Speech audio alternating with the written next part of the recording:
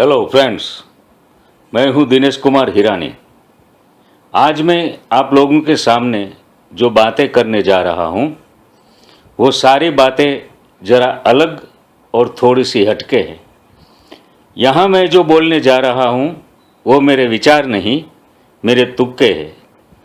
क्योंकि मैं ये मानता हूं कि विचारों से तो तुक्के अच्छे जो सर पे सवार नहीं होते।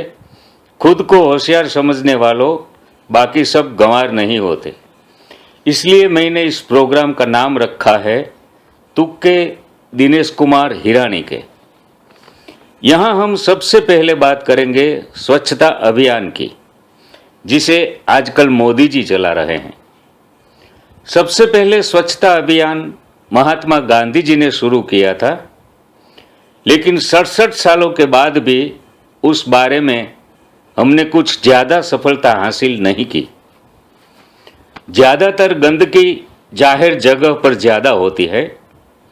उसकी वजह यह है कि हमने हर जाहिर दीवार पर ये लिख दिया कि यहाँ गंदगी और पेशाब करना मना है।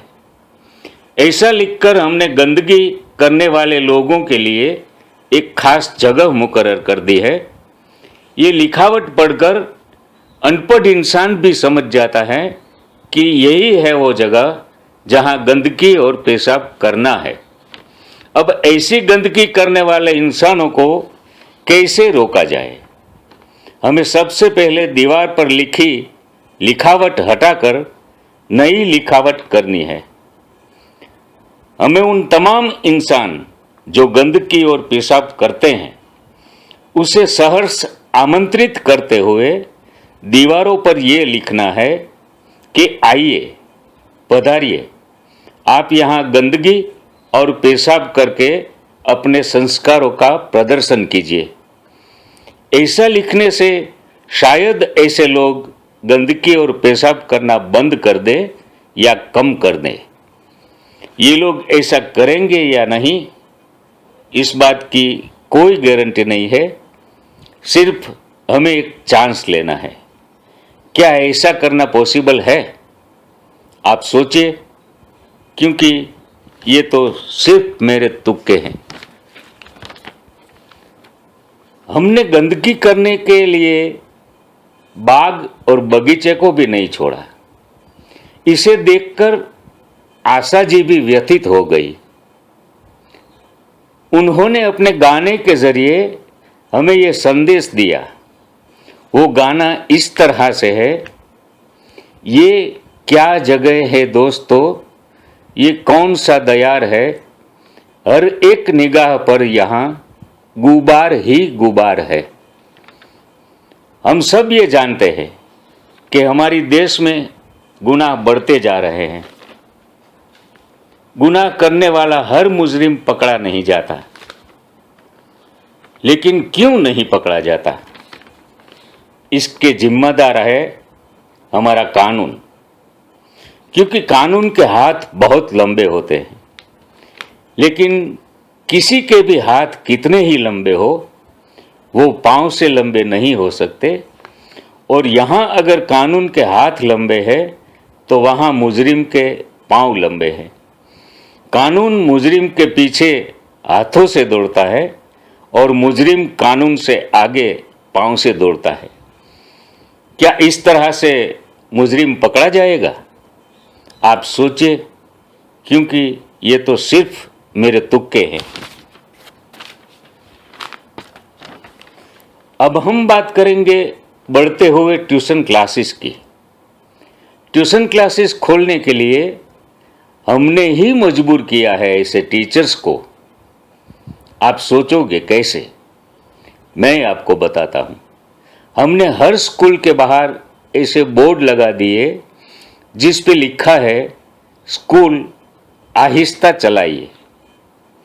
इस लिखावट को टीचर्स लोगों ने बहुत सीरियसली ले लिया और वे लोग स्कूल आहिस्ता चलाने लगे। इस वजह से पेरेंट्स का टेंशन बढ़ गया, रिजल्ट का ग्राफ डाउन जाने लगा। ये देखकर टीचर्स को पेरेंट्स के ऊपर दया आई और पेरेंट्स की मदद करने के लिए टीचर्स लोगों ने ट्यूशन क्लासेस खोलने चालू कर दिए और वो खुलते ही जा रहे हैं। क्यों दोस्तों, मैं सही कह रहा हूं ना? आप सोचिए, क्योंकि ये तो सिर्फ मेरे तुक्के हैं। एक बार मैं रास्ते से जा रहा था, तभी मेरे 4 दोस्तों में से एक ने मुझे आवाज देके बुला लिया। मैं चला गया। वो लोग नाश्ता कर रहे थे। जिसने मुझे आवाज दी थी वो दोस्त चुनाव लड़ रहा था। मैंने उसे पूछा कि भैया, तेरे चुनाव की तैयारियां कैसी चल रही है? तो वो बोला, अरे यार, बड़े जोरों से चल रही है, सब अच्छा जा रहा है। उतने में ही उसने मेरे हाथों में डिश थमाते हुए कहा, ले दिल्ली चाट। मैंने कहा, भैया, चाटने वाले 67 सालों से चाट रहे हैं, मुझे मजा नहीं आएगा। जवाब में चुनावी दोस्त बोला, यार तेरी मर्जी, बाकी मुझे तो बहुत मजा आ रहा है। मैंने कहा कि यार, तुझे तो मजा आना ही चाहिए, क्योंकि तुझे चुनाव जीतना है। उसके बाद की आदत तो तुझे अभी से डालनी पड़ेगी ना। आशा करता हूं मेरे तुक्के आपको पसंद आए होंगे। फिर मिलेंगे, तब तक के लिए अलविदा।